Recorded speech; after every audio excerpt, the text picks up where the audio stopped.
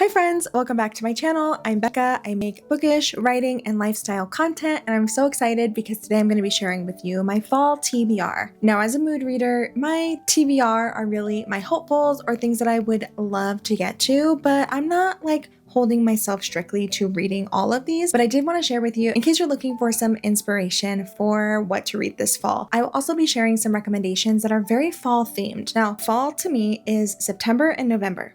October is its own spooky season month, so I will have October TBR recommendations, the whole thing coming a little bit later. These are books that just encapsulate the autumnal vibe, and so if that is what you're looking for, then this is the video for you. The first book that I would love to read is a book that I've had on my shelf for a little while. It is How to Be a Good Creature by Cy Montgomery. It has this beautiful illustrated cover and it also has illustrations and pictures inside. It's a fairly short read. This is a memoir of Cy Montgomery, who is a naturalist and has experienced many creatures and wonders in this world and all of the lessons that she's learned from each of these fun animals on just how to be a good creature in general. And I just thought this sounded so cute and wholesome. I am a huge lover of animals, so I feel like this is right up my alley. I'm very excited to get to this one. Next is The Nature of Witches by Rachel Griffin. This book has been on my shelf for probably 5 years. I have had this on my TBR for so long because I feel like the only time for me to read it is in the fall, and then fall will come and go and I don't end up getting to it. But I would really love to be able to finally get to this. I feel like this is perfectly autumnal. Like, look at the cover. It's literally perfect. In this story, witches have the ability to control the weather, and they are most powerful in the season in which they are born. But when things start to become more erratic and they begin to lose control, all hope kind of lies with Clara, whose rare magic is actually tied to every season. This just sounds, again, super fun, but this just like screams fall vibes to me, so I'm very excited to get to this one. I just feel like this concept seems wonderful and, again, perfectly autumnal for the fall season. So I'm very excited to jump into this one. Another book that has been on my TBR for a very long time is Shady Hollow by Juno Black. This is an adorable cozy mystery. In the story, you're following Vera, who is a fox and a reporter who catches wind that the recent death in their town might actually be a murder. So as she starts to investigate, she starts to uncover secrets about the town that nobody could have expected, and that somebody is trying to prevent her from learning the truth at all costs. Again, a super short, cozy, autumnal read, and I love a cozy mystery. So I feel like this is going to be like the perfect palate cleanser, cozy, rainy day type read. And I'm really excited for this one. Again, it's been sitting on my shelf for so long and it's a crime that I haven't read it.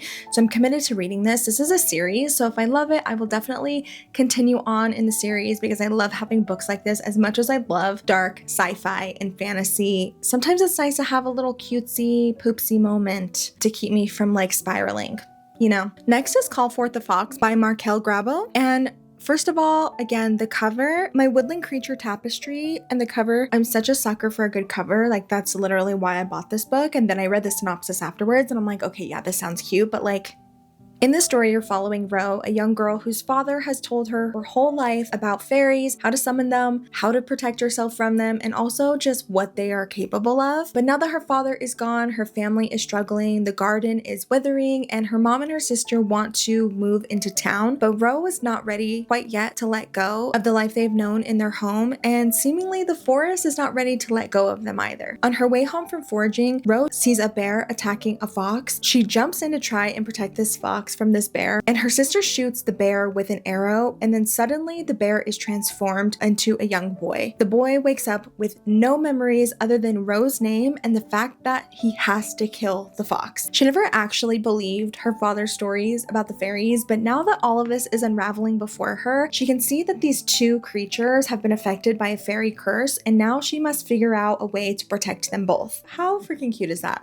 I'm obsessed. This is like a fairy tale reimagining, which I love fairy tale reimaginings. They are probably some of my favorite books to read, so I'm very excited to get into this. This one says, this is a sapphic twist on a classic fairy tale, Snow White and Rose Red. Perfect for fans of Holly Black. I guess I need to get into Holly Black. I've listened to interviews with her, and I've also kind of heard the synopsis of some of her books, and they sound intriguing. So because I like fairy tale reimaginings, I'm super excited about this, but I'll probably end up checking out some Holly in black as well. I believe it's probably taking place more in the winter time, so this might creep into like late fall, early winter. Might be a good transitional read. Next on my TBR is Projections by S.E. Porter. This is a dark historical fantasy where you're following a woman who is seeking revenge on the obsessed sorcerer who murdered her because she didn't want him. And this sorcerer has now been sending out projections into the world to seduce women and try to get them to reciprocate the love that our main character did not give him, or they will suffer mortal consequences. So it's very dark. I love the concept. I think it's perfect for like creepy fall day, honestly, maybe even for October. But something about this cover and like the vibes, very like, I think like dark academia vibes, even though that's definitely not what's happening here. Something about it just has that same energy, so I'm excited to read it during the fall. Next is Don't Let the Forest In by C.G. Drews. This will be my first book by C.G. Drews, but she has another book coming out this fall called Hazelthorn that I'm very excited to read, so I would love to start with her first book, and Don't Let the Forest In seems perfect for fall. This is a very long synopsis, so I'm just gonna read it to you.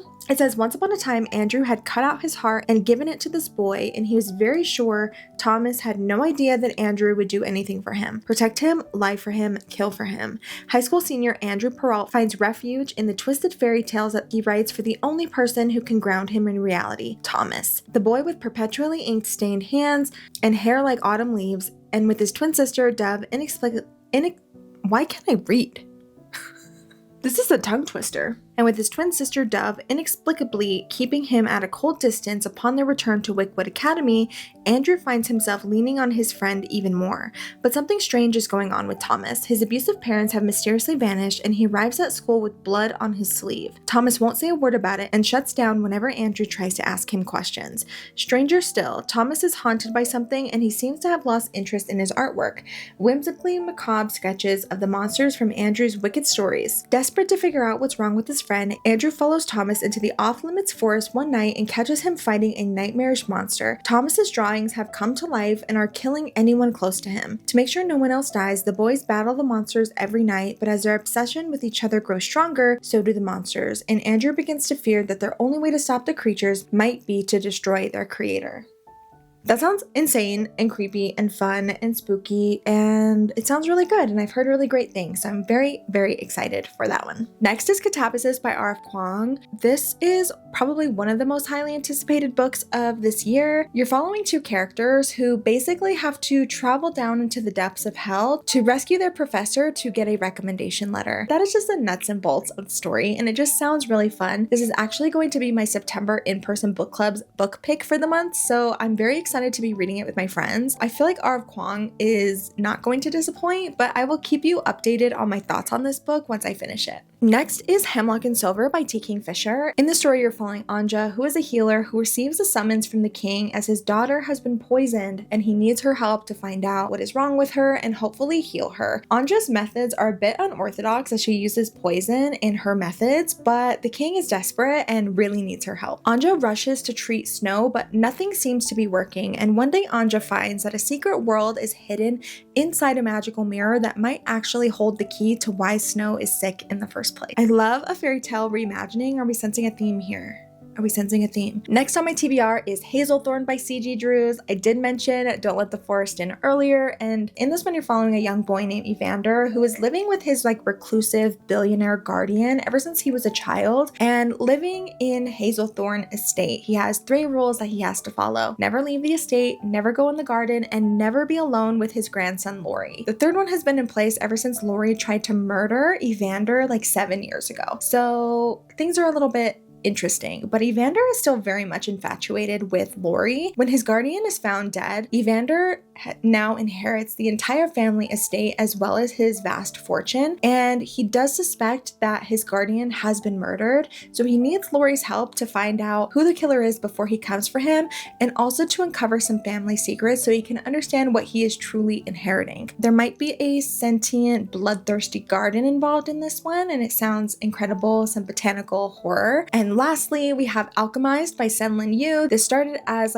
Hermione Draco fanfiction that is extremely extremely popular. It was called Manacled. It was so popular that traditional publishers wanted to pick it up, so she reworked the story into an original piece of work, which I'm very excited to read. Again, I'm not like a Harry Potter girly, very much like a dark fantasy where you're following our character named Helena, who is a prisoner of war, where the world that she has known before, her family, her allies, her friends have all been brutally murdered, and she has absolutely no memory of the last few months leading up to her capture. Her captors are intrigued by her as she does have powers, but she seems to be harmless and insignificant to the rebellious cause. So they're holding her captive, but they are very curious about her lost memories. So in order for them to uncover that, they send her to a very powerful necromancer's estate where he can try and unlock her lost memories. In this, she is trying to protect her lost identity, her memories, and also unravel the secrets of her prison and her captors. This just sounds very interesting. I've heard it's very dark and sad. It'll make you cry. This is the only Draco Hermione like fan fiction type work that I have been intrigued by or interested in, so I will let you know my thoughts on this once I finish it. So those are the books that I hope to get to this fall, but if you're looking for additional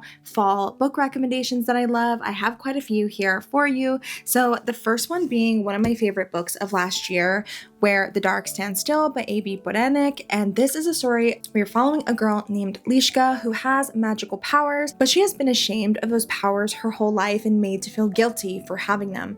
So one night she sneaks out into the forest to make a deal with the devil to get rid of her powers. She makes a deal that she's to spend 1 year living with him at his crumbling estate, taking care of it. I absolutely loved this. I loved the setting, the crumbling manor, the characters in the story were absolutely brilliant, so I would highly recommend this one. Lots of deals with the devil. My next recommendation is The Invisible Life of Addie LaRue. In the story, you're following Addie, who is living in 1700s France, and she is trying to escape her current reality when she runs away to make a deal with the devil to live forever. But the catch is that she will never be remembered.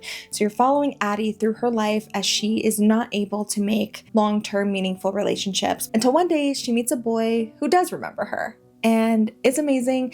It's incredible. I love this so much. I'm definitely due for a reread. It's been a couple of years since I've read this, and I just finished Bury Our Bones in the Midnight Soil by V.E. Schwab, which I loved, and it kind of reminded me of this vibe. So I think I'm ready for a reread of this, honestly. I might listen to the audiobook, but yeah, this is an incredible read for fall. A lot of you have probably already heard of this duology, but I would be remiss to not mention it at all in a fall reading recommendations because this is the perfect book for fall. But it is the Shepherd King duology, One Dark Window and Two Twisted Crowns by Rachel Gillig. These are both incredible books. In this story, you're following Elspeth Spindle, who has a secret monster living inside of her head that she calls the Nightmare. One day when she's out on the forest road, she runs into a mysterious highwayman, and she's sort of thrust into this dark world of shadow and deception where she and a group of people team up together to cure their mislocked town of Blunder from the dark magic that is surrounding it. There is a really fun magic system within this book, and I just love the dynamic between Elspeth and the Nightmare, which is basically like this monster voice that's inside of her head, and it's just such a fun and unique story. This is perfect for fall, again, like a rainy like fall day.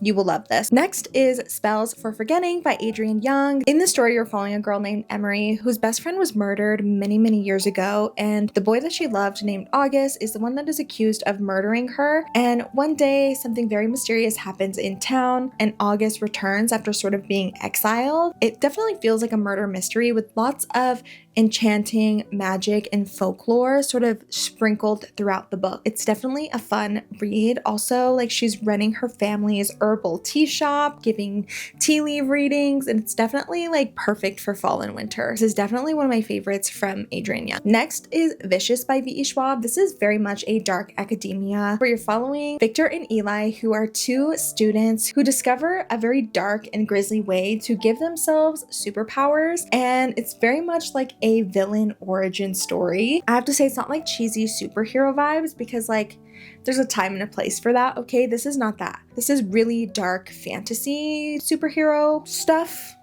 Just read it. And the last read is actually a middle grade book called The Undead Fox of Deadwood Forest. In the story, you're following a fox named Claire, whose job is to usher other woodland creatures into their proper placement in the afterlife. One day, he runs into a badger named Ginger Snipes, and he assumes that Ginger Snipes needs to be ushered to the afterlife, but that is not the case, and Ginger Snipes ends up right back with Claire. It's a super fun mystery as to why they cross paths in the first place, the fate of Claire and Ginger Snipes, and it's just like a delightfully atmospheric and whimsical story. That is all I have for you today, my fall TBR as well as some additional fall recommendations. I hope you found some books that you thought were interesting, that you're excited to add to your fall TBR. I would love to know what you're reading this fall. I will have more October spooky season content coming up as we get closer to that time of year, but for now, I'm soaking up all of the fall vibes. Thank you so much for watching. Make sure to subscribe to my channel if you like bookish writing, lifestyle content, and I will see you guys in my next video.